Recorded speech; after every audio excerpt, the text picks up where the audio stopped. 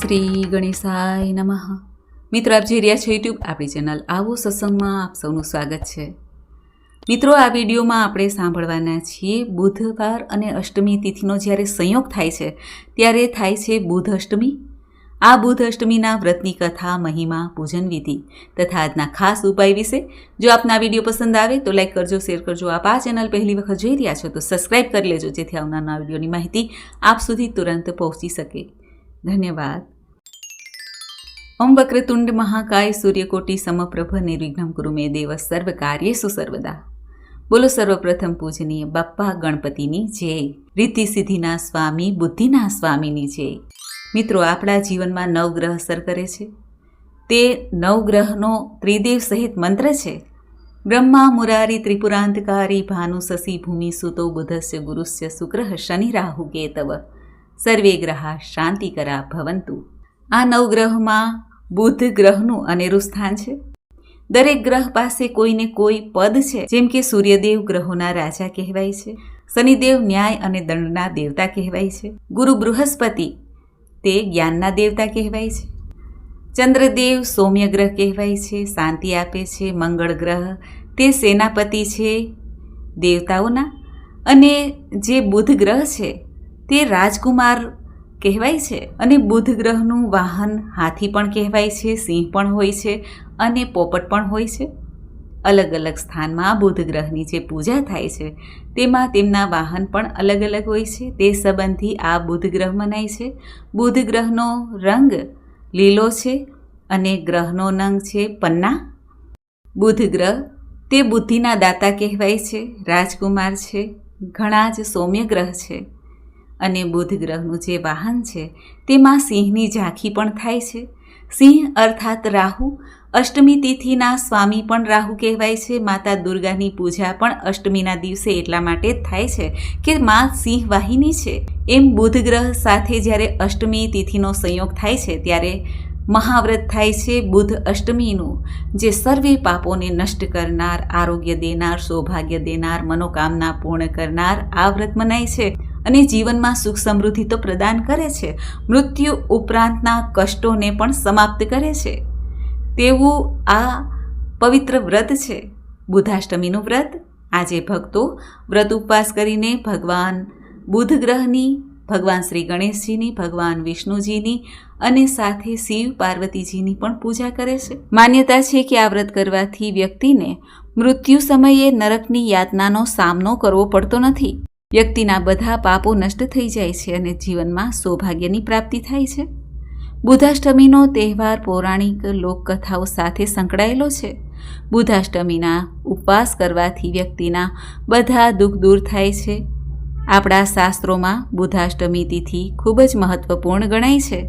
બુધ અષ્ટમીના દિવસે બુધદેવ એટલે કે બુધ ગ્રહ અને સૂર્યદેવની પણ વિધિ વિધાનથી પૂજા થાય છે. માનવામાં આવે છે કે આમ કરવાથી જો કુંડળીમાં બુધ સંબંધી કોઈ દોષ હોય, ત્વચા સંબંધી કોઈ પીડા હોય કે પછી શારીરિક માનસિક કષ્ટ હોય તો આ બુધ અષ્ટમીનું વ્રત કરવાથી લાભની પ્રાપ્તિ થાય છે.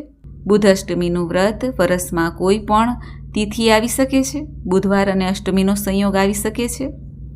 જો કે બુધવાર હોય તે શુક્લ પક્ષનો પણ હોઈ શકે અને કૃષ્ણ પક્ષનો પણ. જીવનની કેટલીક ઘટનાઓમાં વિજય મેળવવા માંગતા લોકો બુધ અષ્ટમીનું વ્રત અવશ્ય કરે છે, જેને જીવનમાં સફળતા પ્રાપ્ત થાય છે. જેમાં વ્યક્તિને હિંમત અને બહાદુરીની જરૂર હોય છે. બુધાષ્ટમીના દિવસે ઉપવાસ કરે. ધર્મરાજા, માતા દુર્ગા દેવી, ભગવાન શિવજી પાસે શક્તિ મેળવવા માટે મહત્વપૂર્ણ જે વ્રત, ઉપવાસ કે તપ કહેવાય છે તે છે આ બુધાષ્ટમીનું વ્રત. બુધ અષ્ટમીનું વ્રત કરવાથી જીવનમાં સફળતા પ્રાપ્ત થાય છે, સકારાત્મક એનર્જી પ્રાપ્ત થાય છે અને બંધનમાંથી પણ મુક્તિ મળે છે. બુધ અષ્ટમીના દિવસે જે ભક્તો વ્રત કરવા માંગે છે તેઓ સવારે વહેલા ઉઠીને સ્નાનાદિથી પરવારીને શુદ્ધ વસ્ત્ર ધારણ કરે, ગંગાજી આદિનું સ્મરણ કરે, સૂર્યનારાયણ દેવને અર્ઘ્ય આપે. ત્યારબાદ બુધવાર અને અષ્ટમી તિથિના આ વ્રતનો સંકલ્પ થાય છે. આપણા ઘરના મંદિરમાં બેઠેલા ઈષ્ટદેવની સામે પણ પૂજા કરી શકાય છે અને અલગથી કળશ પધરાવીને એટલે કે કળશની સ્થાપના કરીને પણ પૂજન થઈ શકે છે. જેની ભાવના એ રીતે કલશ સ્થાપના કરીને, કલશ સ્થાપના કેવી રીતે કરવી તે આપણે નવરાત્રિ દરમિયાન કે ખાસ અવસર, વ્રત તહેવારમાં, દિવાળીના ઉત્સવમાં જે આપણે કલશ સ્થાપના કરીએ છીએ એ જ રીતે સાદી સરળ રીતે ભગવાન બુધની અને ગણેશજીની પૂજા થાય છે, બુધાષ્ટમીની પૂજા થાય છે અને બુધાષ્ટમીની વ્રતકથા સંભળાય છે તથા બુધ ગ્રહ સંબંધી જે પીડા હોય તે શાંત થાય એવી પ્રભુને પ્રાર્થના કરાય છે અને બુધ મંત્રનો જાપ કરાય છે. ભક્તો આ દિવસે ઉપવાસ કરવાનો સંકલ્પ કરે છે અથવા તો એક ટાઈમ ભોજન પણ સાંજના સમયે લઈ શકાય છે. ભગવાનને ધૂપ, દીપ, નૈવેદ્ય, વાનગીઓ, સૂકા ફળો, લીલા ફળો આદિથી પૂજન થાય છે. ત્યારબાદ ભગવાનની આરતી કરવી અને પ્રસાદ વહેંચવો.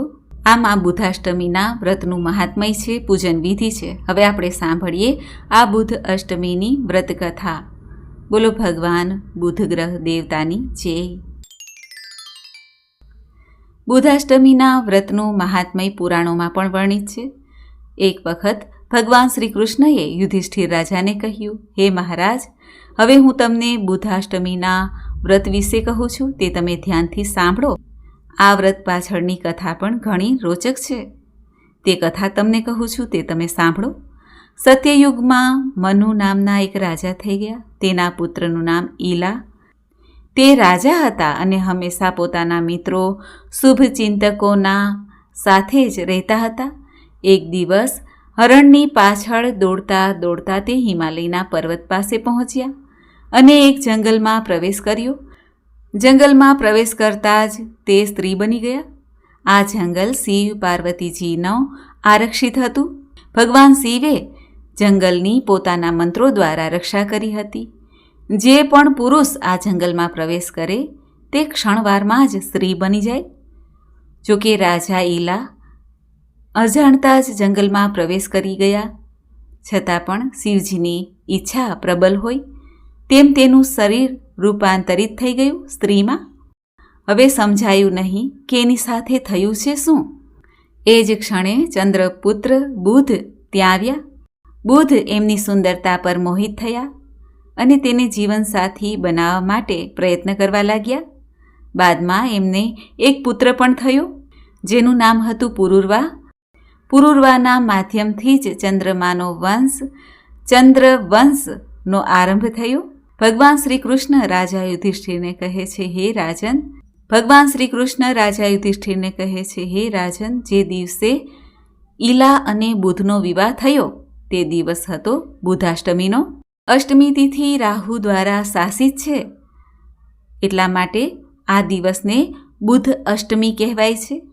આ બુધાષ્ટમીના દિવસે બધી બુરાઈ, સમસ્યાઓને નષ્ટ કરવાની શક્તિ છે, એટલા માટે આજે વિશેષ પૂજા આપણા ઈષ્ટદેવની પણ થાય છે.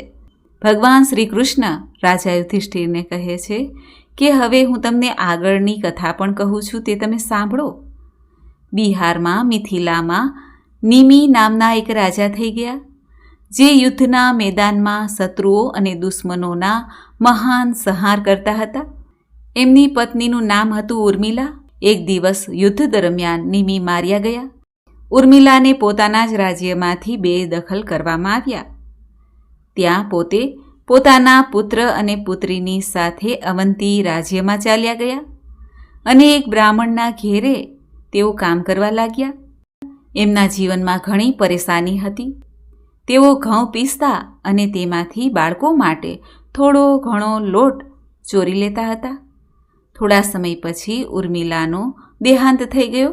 એમનો દીકરો મોટો હતો. તે ફરી મિથિલા ચાલ્યો ગયો અને પિતાના શાસિત જે રાજ્ય ચાલ્યું ગયું હતું તે પાછું મેળવવા માટે તે પ્રયત્ન કરવા લાગ્યો. તેમની બહેન શામલાનો વિવાહ અવંતીના રાજા ધર્મરાજ સાથે થયો અને તે રાણી બની ગઈ. ધર્મરાજ યમરાજનું જ બીજું નામ છે. એક દિવસ ધર્મરાજે શામલાને કહ્યું કે હે રાણી, તમે કંઈ પણ કરી શકો છો. જે ઈચ્છો તે કામ કરો અને જ્યાં જવું હોય ત્યાં જઈ શકો છો, પરંતુ 7 રૂમમાં તેને જવાની અનુમતિ ન હતી. જો કે શામલા માની ગઈ. પછી મનમાં સંદેહ થયો, જિજ્ઞાસા પણ થાય છે કે આ ઓરડામાં શું હશે. તે છાનું માની એ ઓરડામાં ચાલી ગઈ, જ્યાં તેમને પોતાની મૃત માતા ઉર્મિલાને બંધાયેલી જોઈ અને તેલનું બર્તન જે ઉકળતું હતું તેમાં તેની માતાને જોઈ. અને તે જેટલા રૂમમાં ગઈ તેમાં તેણે પોતાની માતાને અલગ અલગ પીડામાં પીડાતા જોયા. આ જોઈને તેને ભય ઉત્પન્ન થયો. આ ભયાનક દ્રશ્ય જોઈને શામલા વિચારવા લાગી કે માતાએ એવું ક્યું પાપ કર્યું હશે જેને કારણે તેને મૃત્યુ પછી પણ આ દુર્ભાગ્ય પ્રાપ્ત થયું છે, આ યાતના પ્રાપ્ત થઈ છે. સમય રહેતા પોતે પોતાના પતિને કહે છે કે હે સ્વામી, તમે મને સ્પષ્ટીકરણ કરો. ત્યારે ધર્મરાજ યમે કહ્યું કે હે રાણી, મેં તમને એટલે જ એ રૂમમાં જવાની મનાઈ કરી હતી, કારણ કે તમારી માતાએ તમારા પાલન પોષણ કરવા માટે બ્રાહ્મણના ઘરેથી ઘઉંનો લોટ ચોરેલો હતો. એને કારણે એને આ કર્મનું ફળ પ્રાપ્ત થયું છે. બ્રાહ્મણની સંપત્તિને ખાવું ન જોઈએ કે ન એનો સ્પર્શ કરવો જોઈએ. ચોરી કરવાની તો વાત જ અલગ છે. જ્યાં સુધી ચંદ્રમા નક્ષત્રોની સાથે રહે છે ત્યાં સુધી તમારી માતાએ નરક ભોગવવું પડશે. શામલાને પોતાના પતિએ જે પાપ મુક્તિનો માર્ગ બતાવ્યો ત્યારે શામલાએ પોતાના પતિને કહ્યું કે હે સ્વામી, મારી માતાએ જે પાપ કર્યું છે તે અજાણતા કર્યું છે. તેમાંથી એટલે કે આ પાપમાંથી મુક્તિ માટે કોઈ માર્ગ બતાવો. ત્યારે ધર્મરાજાએ પોતાની પત્નીને બુધ અષ્ટમીના વ્રતનો ઉપદેશ આપ્યો. ભગવાન શ્રી કૃષ્ણ આગળ યુધિષ્ઠિર રાજાને કહે છે, હે રાજન, હવે મેં આપને જે વ્રત વિધિ બતાવી છે તે પ્રમાણે તમે બુધ અષ્ટમીનું વ્રત કરો. બુધ અષ્ટમીનું વ્રત કરવાથી સર્વે મનોરથ પૂર્ણ થશે. આ વ્રતમાં સવારે સ્નાન કરીને ત્યારબાદ નદીએથી કળશ ભરાય છે, અથવા અત્યારના સમયે જોઈએ તો આપણે ઘેરે પણ કલશની સ્થાપના કરી શકીએ છીએ. પૂજા કક્ષમાં કલશની સ્થાપના થાય છે, અથવા બાજુ ઢાળીને કલશની સ્થાપના કરવી જોઈએ. ત્યારબાદ તેમાં સોપારી, પૈસો, દુર્વા ઘાસ, અક્ષત, હળદર, કંકુ આદિ ઉમેરાય છે અને નારિયેલથી તે કળશને ઢાંકી દેવાય છે. વાંસની થાળીમાં 8 ખાદ્ય પદાર્થ અર્પિત કરવા, મોદક તથા ઘીથી બનાવેલી મીઠાઈ ભગવાનને ભોગ ધરવી, સાથે જ બુધનો પ્રસાદ રૂપ પુષ્પ અર્પિત કરવું. બાદમાં સ્વયં તથા મિત્રો સાથે આ પ્રસાદને ગ્રહણ કરવું, ભોજન કરવું. આ વ્રતમાં માત્ર પ્રસાદ ખાઈને પણ એક ટાઈમ ભોજન લઈ શકાય છે, ઉપવાસ કરી શકાય છે. જો બુધ ગ્રહની મૂર્તિ હોય તો તેને સ્થાપિત કરવી, અને આ મૂર્તિ માટીની હોઈ શકે, ધાતુની હોઈ શકે. પંચોપચારથી મૂર્તિની પૂજા કરવી, ગંધ, પુષ્પ, નૈવેદ્ય, દીપ અને વસ્ત્ર આદિથી. ભવિષ્ય પુરાણમાં વર્ણિત મંત્રોનો ઉપયોગ કરીને આ વ્રતની પૂજા ઉપાસના થાય છે. પછી 8 બુધાષ્ટમીનું વ્રત કરીને ત્યારબાદ મૂર્તિ અને ભોજન બ્રાહ્મણોને દાનમાં દઈ દેવાય છે અને ભગવાનને પ્રાર્થના કરાય છે. ભગવાન શ્રી કૃષ્ણ રાજા યુધિષ્ઠિરને કહે છે, એ રાજન, જે વ્યક્તિ નિયમિત રૂપે આ બુધાષ્ટમીનું વ્રત કરે છે, તેનું પાલન કરે છે, તેનો 7 જન્મ સુધી પૂર્વજન્મોની સ્મૃતિ કે શક્તિ પણ પ્રાપ્ત થાય છે. આગળ કેટલા જન્મ થયા છે, ક્યાં થયા છે તે સ્મૃતિ યાદ રહે છે. ધન, સમૃદ્ધિ, સંતાન તથા પુત્ર પૌત્રાદિનું સુખ પ્રાપ્ત થાય છે, દીર્ઘાયુ મળે છે અને ઘણા બધા આશીર્વાદથી યુક્ત જીવન અને મૃત્યુ રહે છે. અંતિમ ક્ષણમાં નારાયણનું સ્મરણ કરતાં કરતાં તીર્થસ્થળોમાં કોઈ પવિત્ર સ્થાનમાં પોતાના શરીરનો ત્યાગ કરે છે. પ્રલય સમયે પણ તે સ્વર્ગમાં જ વાસ કરે છે. કોઈ પણ પ્રકારના આતતાયી પાપમાંથી પણ મુક્તિ દેવાવાળું આ બુધાષ્ટમીનું વ્રત છે. બોલો ભગવાન બુધની જય. તો મિત્રો, આપણે સાંભળ્યું બુધ અષ્ટમીના વ્રત વિશે, વ્રતકથા મહિમા. હવે આપણે સાંભળીએ આજના ખાસ ઉપાય વિશે.